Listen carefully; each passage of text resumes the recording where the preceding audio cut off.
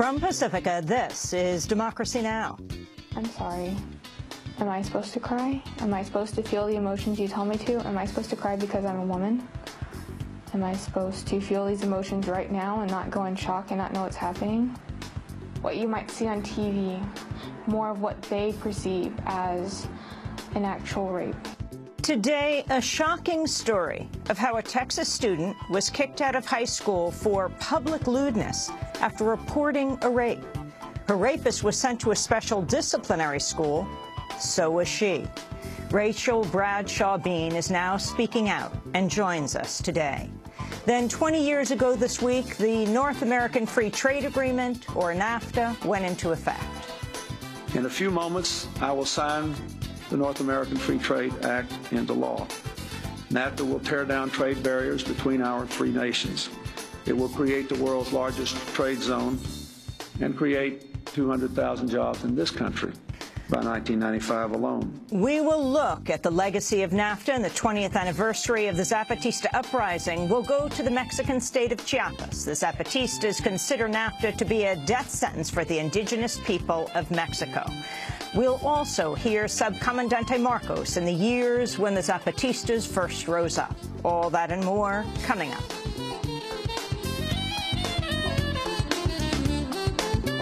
Welcome to Democracy Now!, democracynow.org, the War and Peace Report. I'm Amy Goodman. Sunni militants laid siege to two key cities in western Iraq Thursday, liberating prisoners, occupying buildings, and setting police stations on fire. The Iraqi military has pushed back with airstrikes. Iraq is embroiled in a sectarian crisis fueled by the civil war in neighboring Syria. The recent attacks took place in Anbar province, the site of the 2007 surge of U.S. troops, and an area where nearly a third of U.S. war casualties lost their lives. More than 7,800 Iraqi civilians died last year, a return to levels seen during the height of the U.S. occupation. The United Nations is warning a spiraling crisis in the Central African Republic, also South Sudan and Syria. They're testing the limits of the global humanitarian system, the UN says. UN humanitarian chief Valerie Amos said more than 1 in 6 Central Africans are now internally displaced due to the violence there. In South Sudan, nearly 200,000 people have been driven from their homes in recent weeks. Amos said the global picture has worsened since last month, when she projected a record $12.9 billion would be needed to reach people in more than 50 countries. Developments in the Central African Republic and South Sudan have already added tens of thousands of people to the list of those who need our help and support. And with the ongoing emergencies in Syria, the Philippines, and elsewhere, our collective response capacity and our resources are being stretched to the limit. Millions of people have begun this year internally displaced or as refugees, dependent on humanitarian organizations for a place to sleep, food to eat, and for basic health care. UNICEF, meanwhile, is warning attacks against children have reached unprecedented levels in the Central African Republic, with 16 confirmed killed, at least 2 of them beheaded. Children are being recruited into armed groups and targeted in brutal revenge attacks. The military in South Sudan says rebels are forcibly recruiting civilians in a bid to seize the capital of Juba, even as peace talks open in Ethiopia. The rebels already control the strategic city of Bor, the capital of the oil-producing Jonglei state. The United States has been evacuating staff from the embassy in Juba amidst continuing fears of a full-blown civil war. In Lebanon, a powerful car bomb hit a neighborhood south of the capital, Beirut, Thursday, killing at least 5 people. The area is a stronghold of Shiite group Hezbollah. The United States is continuing to pressure Afghanistan to sign a deal keeping thousands of U.S. troops there beyond this year. On Thursday, a group of U.S. senators met with Afghan President Hamid Karzai to urge him to stop delaying the bilateral security agreement. Republican Senator John McCain said they had made progress.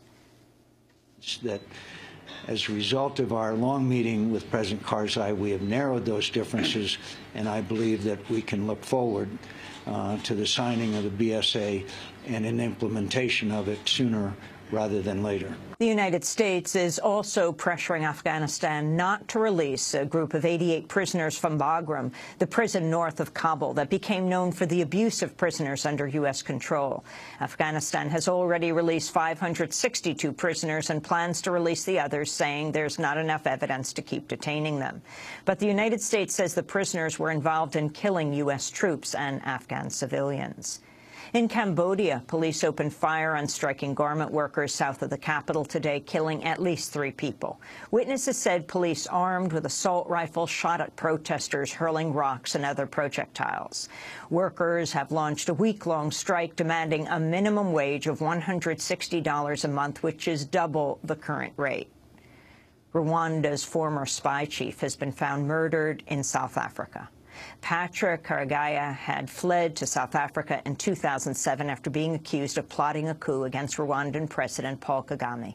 His body was found on a bed in an upscale hotel in Johannesburg on Wednesday. Rwanda's opposition party has accused President Kagame of ordering his death. The United States has transferred the last 3 Chinese Uyghur prisoners from Guantanamo to Slovakia, 5 years after a judge ruled their detention was unlawful. The Uyghurs are members of a Muslim minority that faces persecution in China. They'd been held for more than a decade without any evidence of ties to terror groups. 19 other Uyghur prisoners previously held at Guantanamo have already been resettled in 5 other countries. On Thursday, State Department Deputy Spokesperson Marie Harf hailed the transfers as part of a push to close Guantanamo. The U.S. government long ago determined that it did not seek to detain these individuals, the Uyghurs, as enemy combatants. And in 2008, these latest ones that were released were among 17 Uyghur detainees ordered released from Guantanamo by a U.S. federal court. We've long maintained our position that we will not repatriate Uyghurs to China from Guantanamo due to our humane treatment policies. As we've also said, we're taking all possible steps to reduce the detainee population at Guantanamo Bay, and it is certainly our position that these latest transfers mark an important step in furthering that objective. 8 other prisoners have been removed from Guantanamo since August, but 155 still remain. A major snowstorm is blasting the Midwestern and Northeastern United States, prompting flight cancellations and school closings. Nearly 2 feet of snow had fallen north of Boston as of early this morning, with up to 7 inches here in New York City. New York and New Jersey declared states of emergency, advising residents to remain indoors. Secretary of State John Kerry has returned to the Middle East in a bid to revive peace talks between Israelis and Palestinians. On the day of Kerry's arrival, the Israeli Interior Minister and a group of lawmakers attended a ceremony marking construction of new settlement homes in the West Bank's Jordan Valley. All settlements in the West Bank are considered illegal under international law, and Palestinians have warned they could derail the talks. Kerry's visit comes as former Israeli Prime Minister Ariel Sharon is near death. Sharon has been in a coma for years, but doctors say his condition has declined. In India, hundreds of people took to the streets to protest the death of a 16-year-old rape victim who was set on fire. The victim was gang raped in October. The next day, she was gang raped again while returning from the police station after reporting the crime. Her family said they faced constant harassment from the rapists. Last week, the victim, who was pregnant, was set on fire, reportedly by 2 of her attackers. She died this week after identifying the men. At a protest on Thursday, a lawmaker blamed authorities in the state of West Bengal. I stress that the government is answerable for the girl who would have been present among us today if the West Bengal administration had exercised the laws properly. We do not seek anything else. But where is the law? A girl was gang raped twice, and still you are unable to punish the accused? Why? The young woman's death came 2 days after the first anniversary of the death of another woman who was gang raped on a New Delhi bus. That case ignited the country and drew attention to sexual violence around the world. In Pennsylvania, a high-ranking Catholic official convicted in a landmark child sex abuse case has been released on bail after his conviction was overturned.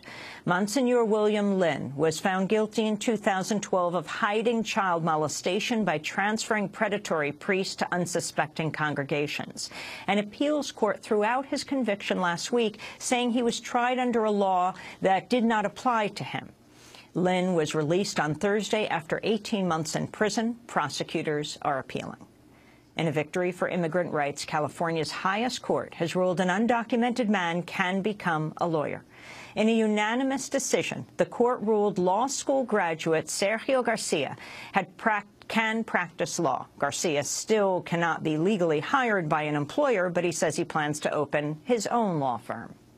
In New York City, William Bratton has been publicly sworn in as the commissioner of the New York City Police Department. He returns to the job after heading the NYPD in the mid-1990s when he embraced the controversial broken window strategy of cracking down on low-level offenses. Bratton was appointed by new mayor Bill de Blasio, who has vowed to curb the police practice of stop and frisk, a tactic Bratton actually expanded while heading the Los Angeles police. On Thursday, Bratton said he would ensure stops are performed constitutionally. The mayor has made it quite clear, and I'm reinforcing that the concerns about a progressive mayor coming in, that basically reining in the police, he has made it quite clear that his concerns are around the issue of stop, question, frisk, and that in all things we want to do it constitutionally. You're going to hear this ad nauseum from me, constitutionally, respectfully, compassionately, because that's what it's all about. In August, a federal judge ruled stop and frisk was unconstitutional and ordered reforms, saying police had relied on a policy of indirect racial profiling. De Blasio has said he will drop the city's appeal of that ruling. A new analysis shows the world's top 300 richest people became even richer last year, increasing their collective net worth by more than $500 billion. According to the Bloomberg Billionaires Index, the aggregate net worth of the world's leading billionaires was $3.7 trillion at the end of 2013. Bill Gates, the world's richest person, saw his fortune increase to $78.5 billion. Gambling magnate and right-wing donor Sheldon Adelson added more than $14 billion to his fortune last year. And those are some of the headlines. This is Democracy Now!, democracynow.org, The War and Peace Report. I'm Amy Goodman. Thanks so much for watching this report from Democracy Now!, your daily independent global grassroots news hour. We don't accept advertising or corporate funding, but rather rely on donations from viewers like you. Please make your contribution by visiting democracynow.org today. We need your support today to keep bringing you this hard-hitting, in-depth reporting.